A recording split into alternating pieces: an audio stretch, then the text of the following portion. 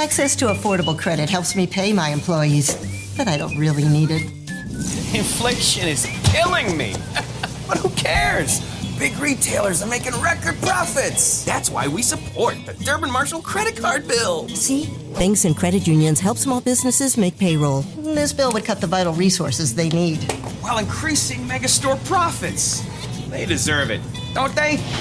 Tell Congress, stop the Durbin Marshall money grab for corporate megastores. Paid for by the Electronic Payments Coalition. Hi, this is Alex Kantrowitz. I'm the host of Big Technology Podcast, a longtime reporter and an on-air contributor to CNBC. And if you're like me, you're trying to figure out how artificial intelligence is changing the business world and our lives. So each week on Big Technology, I bring on key actors from companies building AI tech and outsiders trying to influence it, asking where this is all going. They come from places like NVIDIA, Microsoft, Amazon, and plenty more. So if you want to be smart with your wallet, your career choices, in meetings with your colleagues, and at dinner parties, listen to Big Technology Podcast wherever you get your podcasts.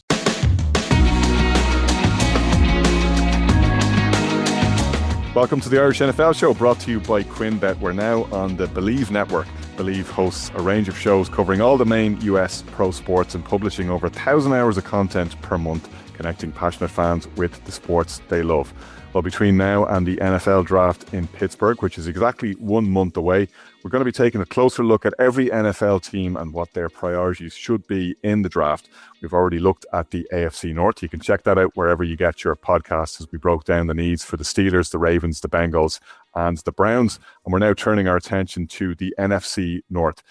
Brian O'Leary and Kieran O'Donovan, and Kieran Boyle joining me, Conor Brophy, as we do so. We start with the champions, Kieran O'Donovan, the Chicago Bears, who won the NFC North, of course, as I remember well last year. Ben Johnson said, Bears head coach says, everybody starts from scratch. The Bears, like the Packers, who we'll get to, actually let quite a lot of players go in free agency. So you're looking at probably the key position of need for the Bears being edge rusher. Not sure they're going to get that at 25th in the first round. They also have some holes to pick in the secondary. It would be a brave person who would suggest that they're going offense in the first round this year. I suppose primarily because they loaded up on skill players and did a pretty good job last year landing starters in Kyle Monungai, Luther Burden, and in their first overall pick, Colston Loveland last year. So everybody's suggesting that the Bears will go defense. What's your view? Yeah, it seems to be trending towards defense, and possibly the secondary, maybe getting a safety to pair with Kobe Bryant. And that's just from just reading around today. We were all highly complimentary of the Bears offseason last year, both the draft and and what they did in free agency. Now, one of those big players that they brought in was Drew Dalman. Drew Dalman they've lost, so center again is another need for them. You're looking at, and anything I say about potential prospects and potential draft depths, please feel free, Ciaran, to come in and fact check me and correct me. But it does seem to be more of a defensive, a defensive draft class in terms of depth and value. So I think you're looking at safety. You're looking at potential D line, an edge rusher to complement Montez Sweat. They've done really well in drafting and developing in the last couple of years, and as I said in free agency. But as you said, there's a long list of names gone out the door. They've lost DJ Moore. They do have confidence in that young receiving core. Maybe later on in that draft, they go pick up another wide receiver, maybe in the second round. They do have an extra second round pick. Am I right in saying that?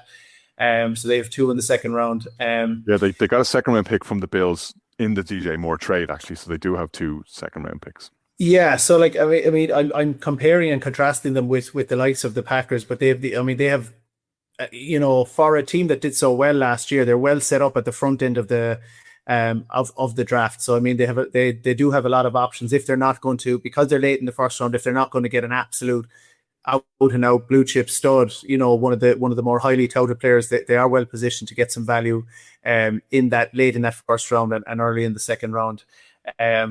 But yeah, no, that's where I see it happening. I think the safety position, center, D-line. In fact, I think there's going to be a trend, right across this NFC North. I think it's one of the less sexy divisions in terms of the positions that they're drafting. It really is kind of bolstering those, getting down in the trenches and bolstering those important positions.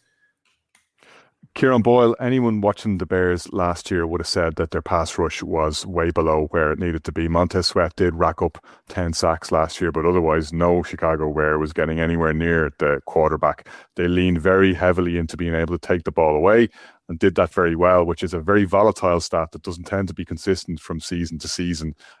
Bears really did get the bounce of the ball there, and it's pretty clear that they know that they did and that they're targeting improvement, which is probably one of the reasons why they let so many players go on the defensive side of the ball, because after all, outside of those takeaways, they were one of the worst defenses in the NFL last year. It's interesting, though, if you look at, and it was Hogan Jans broke this down on their podcast, so I'm giving them due credit, what Ryan Poles has done as general manager in Chicago. He's only invested 2 picks in defensive ends in his 3 drafts to date. Hasn't picked a D end higher than the 5th round. In fact, they invested more draft capital in the punter, Torrey Taylor, who they took in the 3rd round last year, than they've ever invested in a defensive end. So it's probably no surprise that the Bears are struggling to get pressure up front. The teams that do this well invest draft capital, like the Philadelphia Eagles, who are the standout example here. They've put high round picks into the trenches every year because that's how you build championship caliber teams. Right. And this is a D that led the league, like you said, in takeaways with 33, but they gave up a lot of yards. I think they averaged giving up 361.8 yards, and that was 29th, I believe, in the league. So you're right. There's a big hole and there's a big need to be addressed with defense. And again, luckily, it seems to be a fairly defensive laden draft. So it's good timing for the Bears. Did they? I mean, before we talk about that, you got to look at who else they lost. I mean, Brisker losing Kevin Bayard, Tremaine Edmonds to the Giants, Jonathan Owens. There's a lot of holes to fill, and there's a reason they let those guys go. They knew this draft was laden with solid defensive players. Where they're going to pick, I mean, they have the 25th pick, so you're probably looking at the blue chippers that are probably all going to be gone by the time it gets to 25. Saying that, there are a lot of nice pieces still left in there. You got to look at D tackle. I think they're going to look at D tackle. There's a couple of, I mean, Craig mentioned Peter Woods out of Clemson, and again, I've sent in the group chat some ferocious 2-3 minute videos of him just destroying people. Take a look at this guy, Caleb Banks. He's a big tackle out of Florida, 6'6", 330 pounds. Now, he did miss a lot of 2025 with an injury, but he really wowed people at the combine. So I'm looking at him to be in that kind of late first round area, as well as Kristen Miller out of Georgia.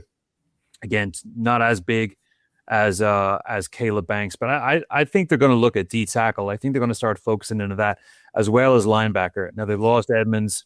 They're going to need a couple more big hitters. So I'm looking at, Jacob Rodriguez out of Texas Tech, players like that. I think they're going to go heavy on D tackle and linebacker. Edge, I'm not so sure that's what they're going to focus on in the first round, but it's something, they've got to stop that run. They've got to, shore up all those leaking yards that they were giving away, especially in the tail end of the season. And, it didn't really come back to bite them that much, but they've got to address, bottom line is they got to address the giving up 360 yards per game. I mean, that's got to be addressed. So I think tackle is going to be their D tackle is going to be their main focus. And I think they're going to start looking at some of these linebackers. Again, players like Reese and Styles, they'll be gone. Look at CJ Allen, just throwing some names out there just to kind of get familiar with. But I'd really like the kid Rodriguez out of Texas Tech. And I think they might start looking, especially, you're into the late part of the first round. Teams are going to look around and see who else picked edge rusher, who else picked tackle, who else picked linebacker. Maybe there's something in this class, maybe it's in this particular position. Let's start looking at that. So I think that might be a factor as well. So, but again, definitely a defensive focus for the Bears. The offense, I mean, it's got the pieces it needs right now. Last year they did all of the hard work with the draft and free agency. So I'm thinking a focus on the front and probably in middle linebacker as well. Brian, as you say it, and as Kieran Boyle says it, the Bears have that relative luxury of not really needing anyone in any of the premium positions, at least offensively. Edge rusher, obviously, being the one exception to the premium position of need that they do need to fill. That being the case, the Bears can probably flip into best player available as they go through this draft. And if the right guy falls to them, they may go for a wide receiver. They may look to pick up value in this draft rather than necessarily fixating on something that they're probably not necessarily going to get, particularly with their first round pick. You're probably leaning into a Ben Johnson model there, Conor, aren't you, where he wants more and more weapons. We spoke recently about them bringing in a Lions wide receiver and Raymond too. He had a really good contribution when he was the Lions offensive coordinator. It always feels like he wants that additional weapon. I'll throw another kind of piece out there. Like, is there a scenario where if there's someone really there that Ben Johnson wants, and obviously he convinces Ryan Pauls, they don't shift that second round pick from the Bills? Bearing in mind that Bills second round pick is a late second round pick, nearly into the third round. Conor, if they saw someone in the fourth round they really wanted to move up for, if there's a wide receiver dropping because there's a run on different players in different positions, do the Bears make that explosive move? You go back to that draft where Brad Holmes took Sam Laporta and Jahmyr Gibbs early, and people were going, that's crazy. Why would you take a running back that early? Well, it was because they had trust in Ben Johnson as offensive coordinator, and they thought they had something in Jahmyr Gibbs, and they did. Yeah, absolutely, and that's it. Like, that's that kind of explosive player and player additional to what they've got. I don't think the offensive line actually is in play. The Garrett Bradbury trade to bring him in, I think he will go in as your centre. They brought in Jedrick Willis with a bit of a prove it deal. He was a first round pick with the Browns a couple of years back. I think there's an opportunity for him maybe to kind of solidify his career again. Like, I think the offensive line is actually in a good position. I think it's either an explosive player or the guys get their wish and they go after a pass rusher, which is an immediate need. And also, you spoke about it time and time again, Conor, where they were getting hosed, and Kieran's alluded with the stats there in terms of what they were giving up. Like, is there a secondary need there that they go after? Maybe that's a later round selection. Kieran O'Donovan, let's look at the Packers now. And again, like the Bears, a busy free agency for them, and busy not only for the players that they were bringing in, but for the players that they cleared out. I said they must be planning something when we were talking about this during free agency, and you said I'd like to see what the plan is, because there were a lot of exits there, particularly on the defensive side of the ball, for a defense that was one of the best units in the NFL last year and has been for the last 2-3 years. Yeah, and as you said, more of a notable offseason for the names that have gone out the door, both on offense and defense. If you think about Romeo Dobbs, but Key Walker, Rashawn Gary, Kingsley Enagbare, among three players who, Rashawn Gary mightn't have lived up to expectations, but I think Walker and Enagbare were very, very good players and very good tackling defensive players for the Packers. And that's what the Packers have been, is a good tackling team.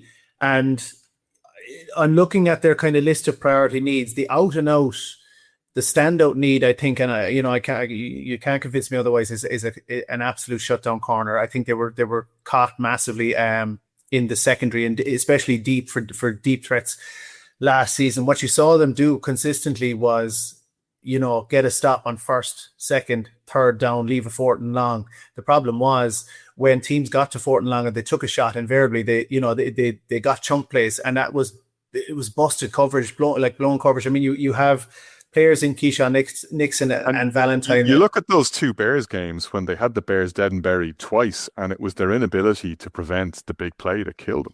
Yeah, and a lot of the talk is what they lacked in terms of sack production when Micah Parsons wasn't on the field, or the guys that you wanted to step up in his absence. But a sack is only one way of getting off the field. The other way of getting off the field is just stopping the run, being stout on defense, making your tackles, which is what they were doing, and then trusting your secondary just to break up the pass. And that's what they consistently didn't do.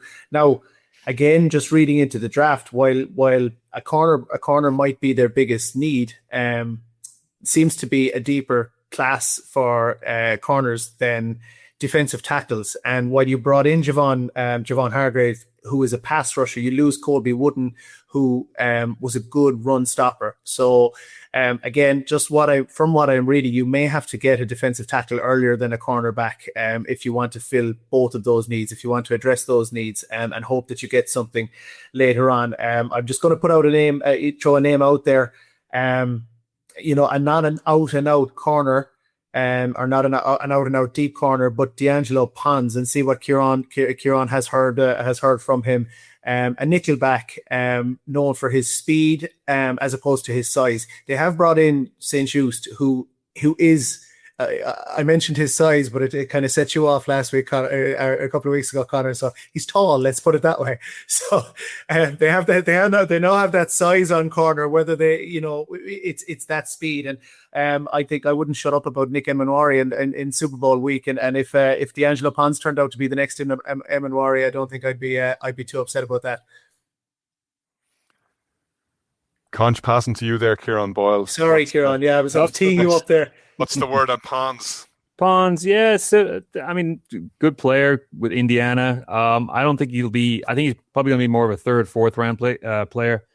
The thing here with the Packers is they pick 52nd overall because of the Parsons trade. So, a lot of the kind of premium players are going to be gone by that stage. So where are they going to find the jewels in that second round? I mean, they do need cornerback. I mean, that's this is where I come back to, like, they clearly have a plan. You don't let that many players go out the door if you're not really confident on what is available in this draft. For all of his faults, Brian Gutenkar, for all of his perceived faults, and a lot of people argue that he can be a frustrating GM, but Brian Gutekunst has shown the ability to find value in the later rounds, and I'm blue in the face saying this. They got an elite coaching staff there. They develop players really well in Green Bay. Yeah. Another couple of sneaky needs as well.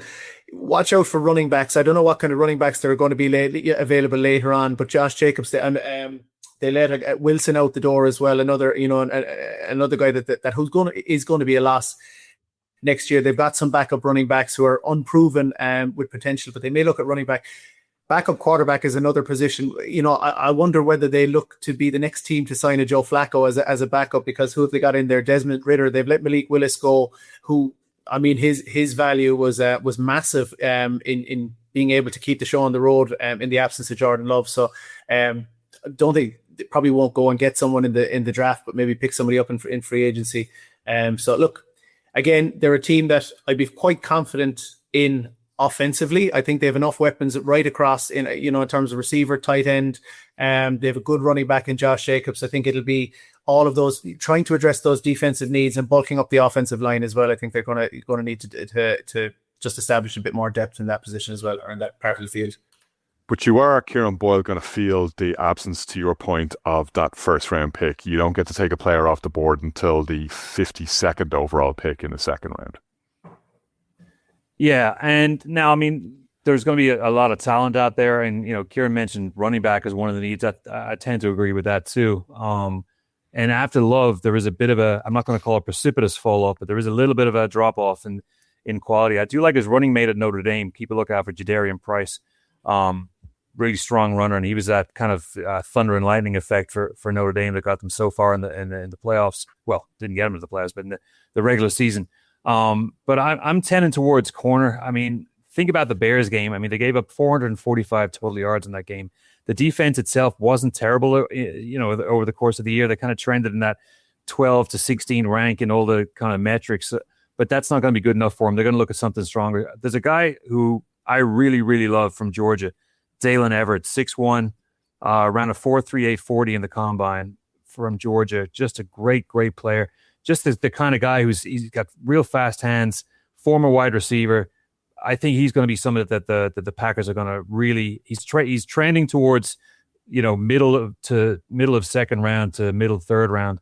I think that's someone that the Packers are going to go after, and I think that's somebody that they might pick up. They need cornerback. McKinney back there needs some help. I mean, they do have Javon Bullard and Evan Williams, but I think, you can never have enough help in the secondary, as the Detroit Lions will tell you. So I'm trending towards that. Again, a lot of teams need D-line and edge help, but it's the kind of corners, it's those real niche players at corner, the kind of diamonds in the rough who teams are looking for right now in this draft. And I really like Everett from Georgia. I'd keep an eye out on him in the draft. Brian, they are, again, one of the more interesting teams to watch in this draft. Because of the Parsons trade last year, that was the move of a team that was achingly close and believed they were achingly close and was prepared to go all in. And they've a lot of work to do in this draft to stay there.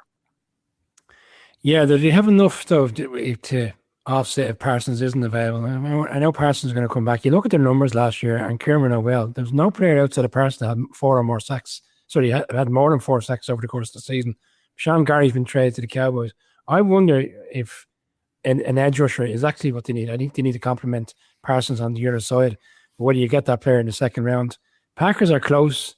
Conor, I think the enormity of losing those 2 Bears games in such a close proximity, and even the the other game, which in Lambeau was so close to a Bears victory as well, I think that's kind of taken away from a Packers team that were very close last year. And if it wasn't for the Parsons interview, you talk about big moments in the season. That Parsons injury in Denver was huge, and they're not far off the mark. But I think up front, because you were watching that game up to that point, going, the Packers are absolutely schooling the best team in the AFC. This team could go all the way.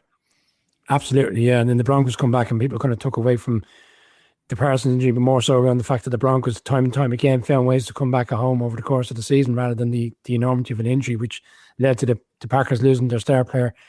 I mean, Parsons can't do everything, and I think he felt like he was trying to do everything in Dallas, and it kind of feels to me like I don't want to get back to the same situation where they're so reliant on him. I think they need to find help, and I think another edge rusher needs to be looked at.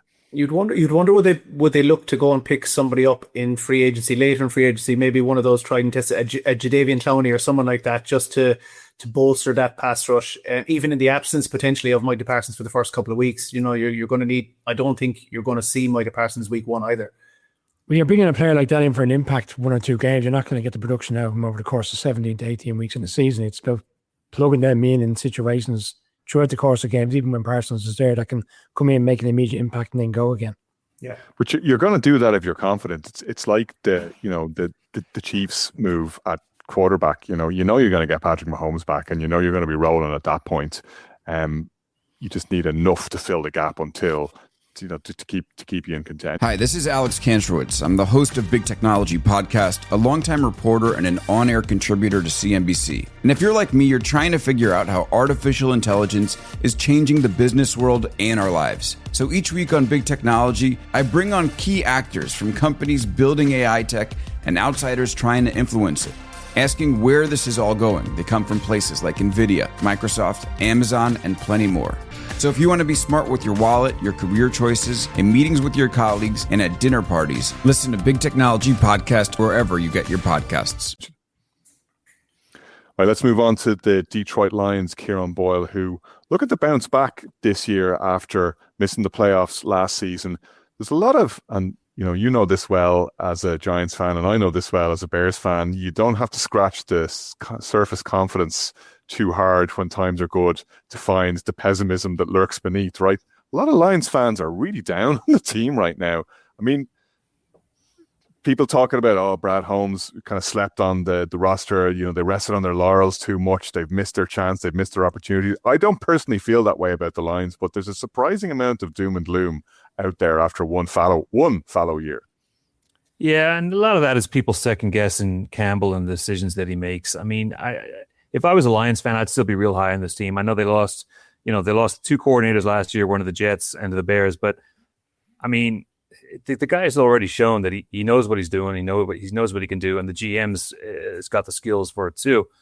So I don't fully get the pessimism. I know it's probably linked to the that god awful December and January they had, and that's what's freshest in people's memory, losing 3 of the last 4. But I mean, listen, I wouldn't be too down if I was a Lions fan. Yeah, you got rid of Montgomery. He wanted to go. It's a great deal for everybody involved. You need to kind of bolster this defense. I mean, we saw what happened with the secondary towards the end of the season. That's got to be addressed, whether it's safety or corner. I mean, do like the Eagles did that year in 23 when they got smoked in the playoffs by Tampa. They went out and got every corner and safety they could find in the draft, and they shored it up and they got the ship right. So, in that regards, I definitely see them going in that direction. But I wouldn't be down on the Lions at all. I mean, it's still a stacked offense. I mean, similar to the Bears, I don't think they have much to address with the offense in general. Obviously, the line is going to need some work. They picked up Cade Mays, the center. Great Dortch. They lost Glasgow, so there's a little bit of attrition in the O line. But I mean, to be honest, that's every team at this stage. I mean, they're definitely going to start picking up a couple of those guys in the 4th or 5th round and kind of shore it up. Taylor Decker's back, so that's good. But the main skilled position players are still there. I mean, for me, I think on top of corner and safety. I think there's definitely a need to start looking at running back and also a backup to Hutchinson. I mean, they were able to plug it in with Zadarius Smith in 24, but I mean that's no guarantee for 26. So with the edges that they have, I mean, they picked 17. One of the three of Reuben Bain, David Bailey, and TJ Parker out of Clemson is going to be there, I think. So if they want to address D-end, that's going to be there to address. The running backs after Love, it's like I said, it's not a huge, talent pool. They may decide to go for Price from Notre Dame. They may look at the kid from Singleton, the kid from Penn State. But I think DB is probably the biggest need. That's with the injuries they had with Terry and Arnold, DJ Reed, they've got to bolster that. And we saw the effect that had of those injuries in the tail end of the 25 season. So probably going to go after corner and secondary in the first round. Maybe address edge, one of those two in my opinion. But I wouldn't be despondent. I mean, I'm always high on the Lions. I mean, they're always good value for 30, 40 points. They just got to address that secondary issue. That, let's face it, a lot of teams have the same issue too. But with the Lions, it seems like it's more pronounced because they put up so many points, and it's almost like they got to put up 35, 45 just to win the game. So, Brian, having reflected what I said was pessimism among Lions fandom, I should also point out that they are actually the betting favourites to win the NFC North last year. So there's huge confidence in the money men, among the money men in this Lions team, because like the Niners, they had a lot of players injured last year, and when you get everybody back and when they have a full deck to play with, yes, they have a couple of potentially glaring holes to fill, like pretty much every team in the NFC North, bar the Minnesota Vikings. An edge rusher would be a big help. They've plugged in guys like Al-Qadim Muhammad, who did a job when Aiden Hutchinson went down injured. But it's get Hutchinson back. It's a little bit of support, somebody to put opposite him, secondary maybe, and possibly the O-line to compensate for the departure of Graham Glasgow. Yeah, I actually think it is the O-line. I would challenge Kieran on that. I think you reflect on some of the games last year. Goff was continuously under pressure for large parts of the season, and they got away because they've got some great weapons offensively. When you've got Gibbs there, can take the pressure off you to a certain extent. Even not just so much as your running ability, but his pass catching ability is fantastic. There's some games where he's beyond other players on the field in terms of his numbers. But I think Proctor, Alabama, they are, Kieran. I think that's one at that number. That's, if he was there, I think they might consider going offensive line. See, Lions are expecting snazzy picks now. They want to use big players coming in, but I think sometimes you have to go back to basics to a certain extent and solidify your quarterback. I mean, Goff isn't getting any younger. He needs time, and I felt like he was under pressure for large parts of last season. I'll probably go with the boring pick there. I'll go offensive line. Yeah, Ciaran, as I was saying, they are the favourites to win the division. There's a strong core to this Lions team, and to Brian's point, they do have a lot of the difficult stuff done. They need to kind of look at the foundation, perhaps. Like, I'm looking at their depth chart now. I mean, they're still absolutely stacked on offense. I mean, you've got Gibbs, you bring in Pacheco, and if you see the best version of Pacheco, you've got whatever the new version of Sonic and Knuckles could be in terms of a 1-2 punch. It's not so long ago we were talking about Pacheco. Don't think Connor sells on that one. I was leaning hard into Sonic and Brass Knuckles. Angrily, Isaiah Pacheco. Fair enough, but they're still stacked, and I like what Ciaran said about the electric car a few weeks ago. Tesla in his second year, that big play ability, but they've Amon-Ra, Jameson Williams. I mean, they're stacked on offense, and I just challenge. I'm not too sure if I have different information. You said that Taylor Decker was back, Ciaran. I thought that he was gone. I thought he was a free agent. Maybe I'm wrong in that, but I thought he was gone as well. Yeah, bring in. I stand corrected. I may be wrong there. Maybe it's been something a bit more recently. But an offensive tackle is what I have down to replace Taylor Decker. They brought in Cade Mays, who, you could argue is the best value at center other than Tyler Linderbaum. So they are already addressing the offensive line. I agree with what you're saying, Brian, in terms of protecting Jared Goff. And after that, then it's a compliment to Aiden Hutchinson if you can get something on edge. And as you said, just shore up that secondary, get some deep, one or two more deep safeties, cornerbacks, and I think the Lions could be just fine. I think we've talked about how potentially I think the success of Ben Johnson and the Bears has magnified I suppose the loss of Ben Johnson to the Lions, because the offense can still roll. I think the defense is what suffered a little bit more for the lack of their coordinator, or possibly a lack of bodies. You have Alex Anzalone as well. Another good defensive piece is out the door, isn't he? But if you replace a few of those guys, shore up that defense, I think the Lions will be there again and contending for the division. Yeah, Taylor Decker was indeed released by the Detroit Lions. They couldn't agree a deal there, so he is gone from the Lions. So that will be potentially something they will look to address. Brian, the Minnesota Vikings won 9 games last season despite not really having a quarterback and not really being sure what they have in JJ McCarthy, because he couldn't stay on the field for long enough. Is Kyler Murray going to be the answer? And if he is, then what do they actually need to do in the draft? They're well set. I don't think they're well set in other positions. Are we getting into the Kyler Murray conversations? Even on top, we're holding that back for another day. Secondary, well, when I look at Harrison Smith's 15 years in and there's talk of him not coming back, and I think they could do it solidifying the linebackers. They've had some couple of players over the last few years that have moved on to different teams. I just feel like this defense over the last few years is starting to age. I think they could bring in a younger, dynamic player, especially in the situation where they're picking. We've all aged over the last couple of years. Aged gracefully, but I don't know whether that's how time works. Yes, but I don't know whether the Vikings defense has aged gracefully over the last few years, because they've been exposed time and time again. What's actually what I found over the last season and other games, they've been reliant on the offense to keep up scores in certain games. We've seen some of these high-scoring games, including the game against the Cardinals where Kyler Murray nearly pulled off the victory, where he went in and put huge numbers up. I think their defense is there to be got on. I think they need to solidify that, and I think a younger, dynamic player in the secondary or linebacker area would be the right place to go. But maybe Kevin McConnell again, offensive mind, will see someone he wants to bring in. I think they're pretty much set on offense. I think they got a lot of good players. Aaron Jones is coming back. They probably need to get younger in the running back room, but that's probably a later round pick for me. But defense in this particular draft, first round anyway. When you mentioned the running back need, Ciaran Boyle, that is one that does jump out to me that the Vikings might be keen on. You were saying earlier when we were discussing, I think it was when we were talking about the Packers, that there isn't necessarily a huge amount below Jeremiah Love. Well, compared to Jeremiah Love, he's a Saquon kind of, he's worthy of a top 5 pick. He's that good. There are very serviceable running backs that could go in the first round because teams need running backs. And I think the Vikings need a running back. I think Jones is on the downslide. He only had 3 touchdowns last year. I know he restructured the contract just to stay there, but I think they've got to have a better option to help him or even replace him at running back, because, you already have the question mark at quarterback. You don't need another complication of a question mark at running back too.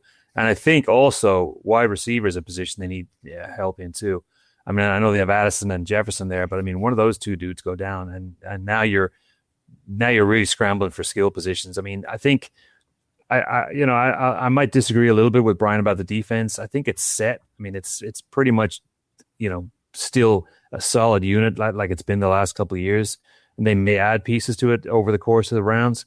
But I think at this stage, you've got to get help for Aaron Jones, and you've got to get somebody else out there, catching the ball, whether it's a tight end, like we talked about earlier with Sadiq, or maybe somebody to look at. They have the 18th pick. There's conceivably 6-7 wide receivers could go in the first round. And that's on top of the edge rushers and linebackers, which could be 6 or 7 as well. I like a kid out of KC Concepcion. I think he's out of Texas Tech. I might be. You just wanted to say that as sweetly as you said it. KC Concepcion. Concepcion. There you go. No, he's a hell of a wide receiver. Not overly huge, but he's another slot option that they can put in there. I think with, and I'm really saying this with the kind of question marks I see at quarterback. There's got to be some kind of safety valve for any issues they may have with either McCarthy or with Kyler Murray. Handing off the ball to a speedy running back, short of the screens or dump offs to a wide receiver that's not Justin Jefferson or Addison is going to be needed too. So there's a couple of names, and look for Emmett Johnson from Nebraska. Just a real stocky dude, is fast, physical, and like I said earlier, the kid Singleton out of Penn State. Those are kids that are they could conceivably go in the first round if maybe Price doesn't go in the first round, but Love may set the standard. Teams might be, they might be start looking at the running back position and looking at their own teams and addressing that. But I think it's the offense. I mean, it ranked 28th at the end of the 2025 season, and Kevin O'Connell. This might be I don't want to say a long and tough year for him, but they've got to do better than 28th. I mean, passing offense ranked 24th, rushing was 23rd. So you need help there. You need weapons out there. And similar to a lot of teams, especially somebody like the Steelers, you've got to get additional offensive help, especially in the early rounds to set yourself apart from this very tough NFC North. Kieran Donovan, there is an argument for going in the other direction here. I'm gonna set it out as eloquently as I can, and that's that the template for winning the Super Bowl was set by the Seattle Seahawks most recently. And we always talk about how you got to solve for your own division first, and that's precisely what the Seahawks did. They knew they had Kyle Shanahan and Sean McVay in their division. They knew they had two of the most high-powered and creative offenses in the league that they're going to have to contend with. So they focused on shutting them down as their path to get through the division and to the playoffs and ultimately to the Super Bowl. And that's kind of where the Vikings are playing right now, and that they, are well set up on the defensive side of the ball. And maybe that's where they need to double down on, based on the fact that they've got to go up against the Ben Johnson offense in Chicago that led them to the division last year, a Mike LaFleur offense in Green Bay that's hardly much worse than that. And what we've just talked about as being one of the best offenses and one of the most high-powered offenses and most talented offenses in the league, regardless of who your offensive coordinator is in Detroit. Yeah, is there some saying about coursing? I have no idea what the actual saying is, but the general gist of it is if you go after the two rabbits, you'll catch none. Something or two hares, you'll catch neither.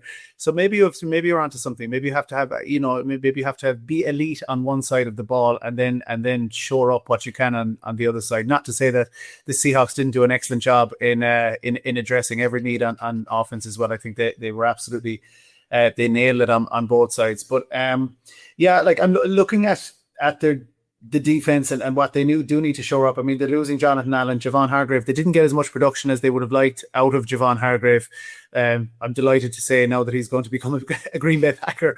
But they may look along that defensive line and look to shore it up, get some help at linebacker if they are to address offense. I mean, Ciaran made a nice point about skill positions and what happens if one of the two wide receivers goes down. I'm looking at tight end and TJ Hawkinson, who has had his injury woes. I mean, if he goes out, I don't see much in terms of household names behind him at tight end, and I don't know what's out there in the draft. And Ciaran may enlighten me as to whether there's a decent tight end worth taking in the first round for them. I agree on running back as well. I agree that Aaron Jones, as romantic a notion as I had a couple of weeks ago to say it would be lovely if he came back to Green Bay. I think he has gone past the dynamic pass catching running back, which, in his prime would have been an absolute, really, really useful release valve for the likes of a Kyler Murray as well, a guy who could catch a dump off. I'm very excited to see where this Kyler Murray project goes, and as Brian said, that's probably a conversation for another day. But you might be onto something with shoring up the defense, but I do think they're going to have to add a little bit more on offense as well. Maybe look at potentially a Stephon Diggs or someone who may be a complement to the 1-2 at receiver as well. I can't ignore. I think, like, when you look across the division, I think the Lions, the Packers, and and to be fair, Conor, you make a good point. The Lions, the Packers, and the other team in the NFC North. The other team, and the Bears are dangerous on offense. So it is balancing. Do you try to keep up with that, or do you try to absolutely go all out and combat that? And it's an interesting one. Stupid sexy Flanders. It's the stupid sexy Flanders conundrum that the Vikings face in the NFC North. That completes our NFC North. Connor, before we close out, no, it doesn't. Sorry. No, it doesn't. I want to. Kieran is trying to speak into existence. He wants another Minnesota miracle, and he wants Stephon Diggs back in action in Minnesota. That's what's. There we go. I don't think anyone needs Stephon Diggs back in action in Minnesota, either on or off the field. But we leave that one there for now. Check out our other previews, pre-draft previews, wherever you get your podcasts.